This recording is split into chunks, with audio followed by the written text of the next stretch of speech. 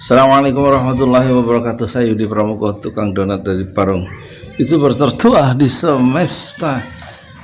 Saksikanlah ya video pertama yang sangat bersejarah, yang mengubah ya perjalanan hidup saya ya.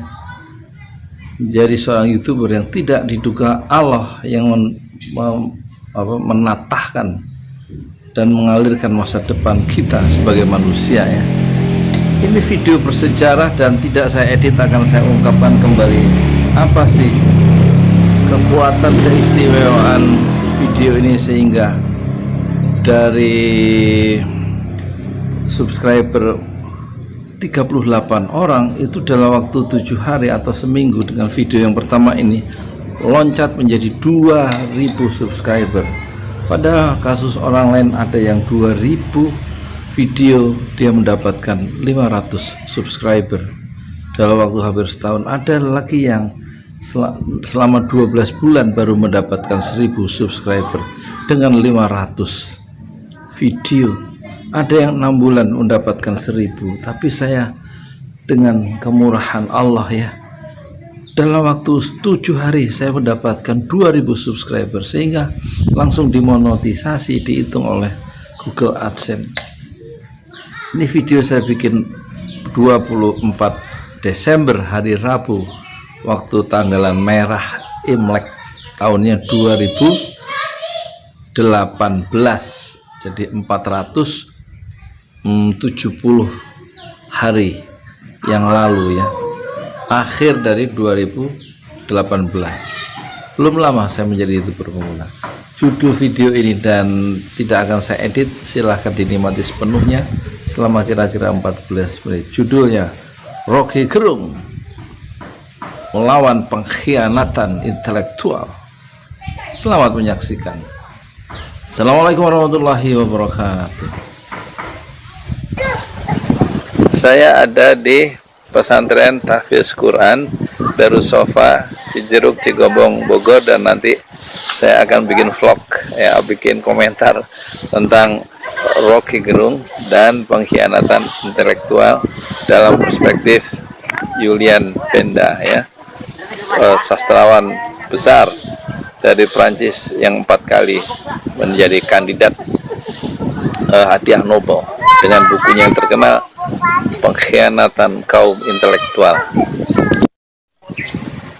Kalau kita mengamati ekspresi intelektual atau artikulasi intelektual dari Rocky Gerung, maka kita teringat pada Julian Benda ya, ilmuwan dari Prancis, sastrawan besar dari Prancis ya, di awal abad 20 yang mengingatkan pentingnya kaum intelektual jangan terkooptasi oleh kekuasaan di masanya, sehingga dia tidak menjadi kaum intelektual yang berkhianat ya terhadap nuraninya sendiri dan sebagai fungsi-fungsi dia sebagai kaum intelektual yang harus mencerahkan bangsanya. Perhatikanlah artikulasi pengucapan pengkalimatan dari Rocky Gerung begitu fasih dalam membentur tiang-tiang istana, pusat-pusat kekuasaan, bagaimana mengelola kekuasaan di tengah kemajemukan dan di tengah akal sehat yang harus selalu dipegang. Kelihatannya abad ini adalah abad Rocky Gerung. Dia diterima oleh lintas zaman, lintas generasi. Dia dielulukan di kampus, di ruang-ruang publik dalam diskusi. Dia ditunggu sebagai narasumber. Dia juga diterima oleh lintas mazhab, oleh lintas partai politik, dan juga oleh lintas agama. Ini menunjukkan kerinduan untuk melihat sebuah rejim dengan jernih. Itu bisa kita titipkan, kita wakilkan kepada Rocky Gerung yang bisa menyuarakan dengan bahasa yang sangat plastis dan penuh metafora, sehingga mudah dicerna oleh segala lapisan masyarakat dan pesannya sampai ke relung hati kita yang paling dalam. Itulah Rocky Gerung. Bagaimana kita harus menjaga nurani dengan kekuasaan yang selalu mempromosikan keberhasilan di dalam pembangunan, di tengah-tengah kemiskinan bangsanya, di tengah-tengah penderitaan bangsanya. Dan ini dia menyuarakan suara yang terpendam dengan cara yang sangat intelektual tapi mudah dimengerti. Misalnya ketika perdebatan di ILC, di stasiun TV One yang sangat diminati banyak orang itu, ketika diminta komentar tentang perdebatan yang baru saja terjadi di ruangan itu, yang masing-masing bersuara dengan sangat keras dan mempromosikan keberhasilan pemerintah, dan sebaliknya oleh lawan-lawannya juga melakukan satu counter argumen atau melakukan side argumen dengan cara yang kadang-kadang sangat subjektif dan menyerang pribadi Rocky Gerung. Kemudian ketika diminta tanggapannya, Rocky Gerung hanya mengatakan diskusi tadi dengan satu kata, berisik. Karena memang dalil-dalil argumentasinya tidak ditegakkan dengan cara-cara yang berbasis akal sehat. Sebuah kosakata yang sangat diminati yaitu kata sehat, kemudian kata yang dungu dan fiksi. Tiga kata itu yang sangat laku ya, key selling point atau untuk menjelaskan siapa sebenarnya Rocky Gerung. Dia memberikan kata dungu untuk orang-orang yang perspektif yang terbatas dalam melihat persoalan, dan kemudian perlunya akal sehat ditegakkan dalam melihat landscape persoalan yang selalu perlu kejernihan dalam berpikir. Dan kemudian kedunguan-kedunguan ini memang sangat sangat mewakili perasaan publik, bagaimana satu penilaian objektif harus diucapkan yang selalu ditentang dan dipromosikan.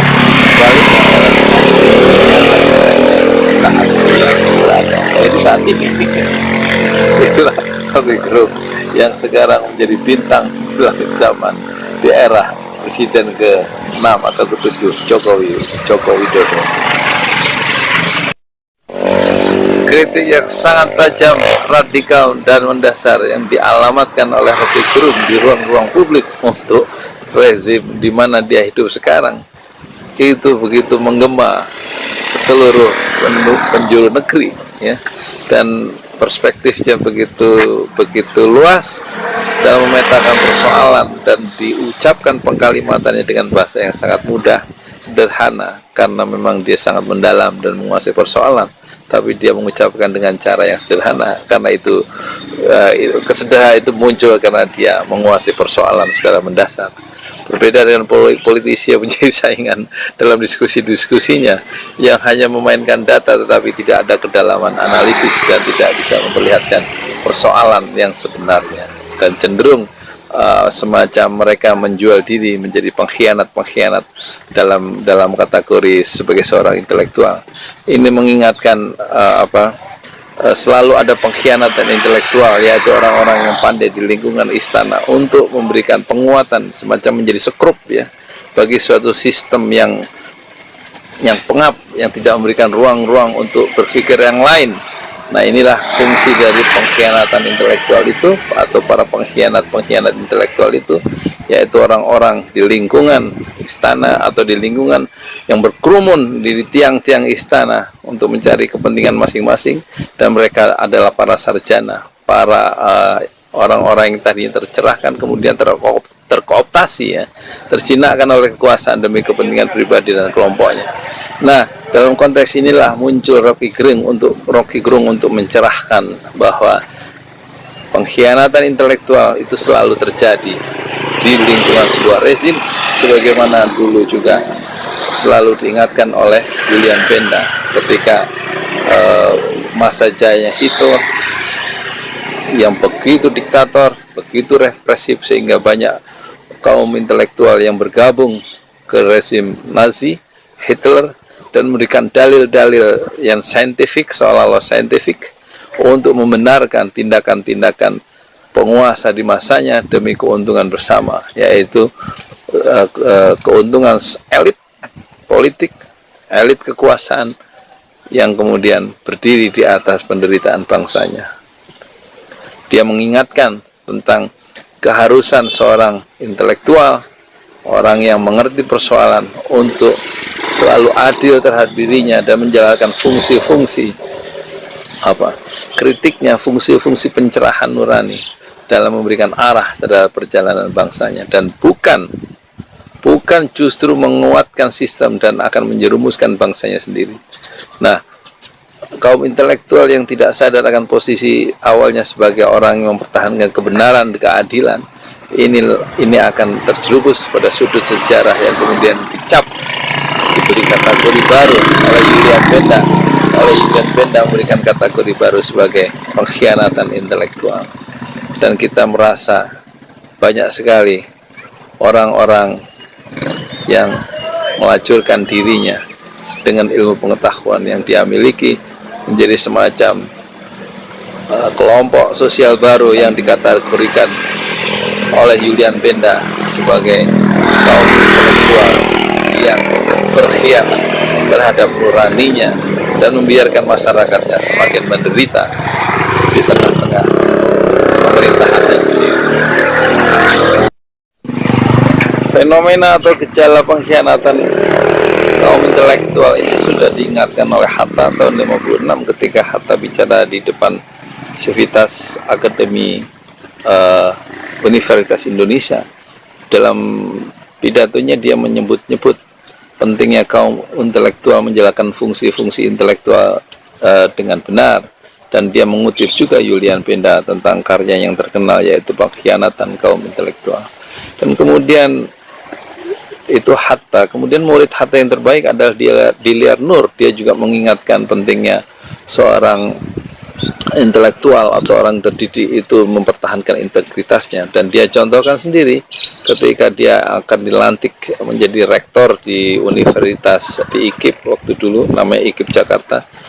Dalam pelantikan sebagai rektor, teksnya itu mendapatkan intervensi dari istana agar diubah teks pidato pengukuhan dia sebagai guru besar. Kemudian dia tidak mau diintervensi oleh kekuasaan, dan akibat yang harus dia terima dan dia tidak disahkan oleh pemerintah, tidak disahkan sebagai guru besar di IKIP Jakarta. Dan dia mempertahankan integritas keilmuan itu sebagai seorang intelektual sampai berakhir kehidupannya di usia senja. Dan dia mengingatkan selalu pentingnya integritas, pendirian yang teguh, mempertahankan nurani dan kebenaran yang harus disandang oleh seorang ilmuwan atau seorang intelektual di zamannya, dan jangan sampai terkooptasi dan kemudian melakukan pengkhianatan intelektual demi keuntungan pribadi dan keuntungan kemanusiaan. Kemenangan moral haruslah menjadi tujuan utama para pencari kebenaran, dan lebih baik mengorbankan jabatan, mengorbankan dirinya sendiri demi tegaknya sebuah nurani, sebuah kebenaran di tengah-tengah rezim yang selalu ingin memonopoli pengucapan kebenaran di tengah-tengah bangsanya. Fungsi-fungsi seorang intelektual selalu diingatkan oleh Diliar Nur, dan dia tahu dia tidak akan mau duduk satu bangku misalnya dengan seorang tokoh di Orde Baru yang bernama A, kemudian dia bisa bertahan hidup di masa Orde Lama, dia bertahan dan menjadi orang berkuasa, yaitu seorang tokoh bernama A, dan kemudian dia dipakai oleh pemerintahan Orde Baru yang menumbangkan Orde Lama. Tokoh A itu tetap dia bisa menjual dirinya asal bisa bertahan di lingkungan yang berbeda-beda tanpa memperdulikan lagi integritasnya sebagai ilmuwan, tokoh A tadi. Sehingga Diliar Nur tidak akan pernah mau duduk satu bangku dengan tokoh A itu dalam sebuah seminar. Nah, inilah contoh bagaimana seorang ilmuwan sekaliber Diliar Nur, kader terbaik dari Muhammad Hatta, mempertahankan integritasnya sebagai seorang ilmuwan di bidang politik, lulusan Cornell University, dan tidak menyediakan dirinya untuk masuk kategori ilmuwan yang berkhianat atau dia melakukan pengkhianatan intelektual dalam kategorisasi atau dalam perspektif yang dikembangkan oleh Julian Benda, pemikir Perancis yang terkenal. Jadi ada semacam benang merah tentang pengkhianatan intelektual yang dilakukan oleh kaum intelektual di masa di lingkungan rezimnya, yang diingatkan oleh Muhammad Hatta, kemudian diteruskan oleh murid dan kader terbaiknya Dilyar Nur di masa Orde Baru, Hatta di masa Orde Lama di era Soekarno, dan kemudian diteruskan dari Hatta ke Dilyar Nur, dan diteruskan kemudian suara bahayanya pengkhianatan intelektual itu diteruskan oleh Rocky Gerung di era reformasi. Disinilah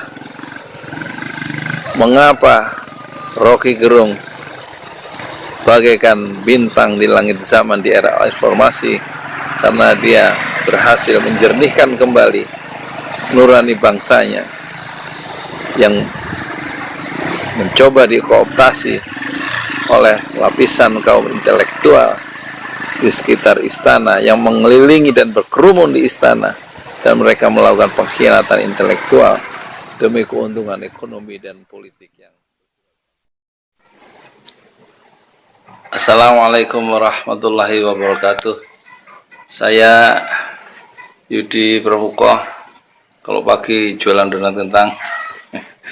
Hari ini rekaman tanggal 24 Desember 2018 atau bertepatan dengan 17 Rabiul Akhir 1440 ya. Saya baru saja mengantarkan santri saya Berdiansah kelas 3 SMP Sanawiyah untuk meneruskan pelajaran di pesantren Tahfiz Al-Quran Darus Sofan namanya di Bogor, dan di sana targetnya satu SMA boarding school tapi gratis dari makan dan nggak membayar sama sekali. Itu targetnya 1 tahun 1 tahun 10 juz, jadi 3 tahun 30 juz hafal Quran plus pengabdian setahun, dapat ijazah SMA ya, Diknas. Kemudian di sana saya bikin satu komentar tentang Rocky Gerung yang dengan tajam mengkritik rejim di mana dia berada di dalamnya, di masanya maksudnya. Dan saya melihatnya dalam perspektif Julian Benda ya, pemikir yang terkenal dari Prancis, dengan bukunya yang sangat klasik yaitu Pengkhianatan Kaum Intelektual. Selamat menikmati ya. Sekarang saya sudah ada di pesantren. Assalamualaikum warahmatullahi wabarakatuh.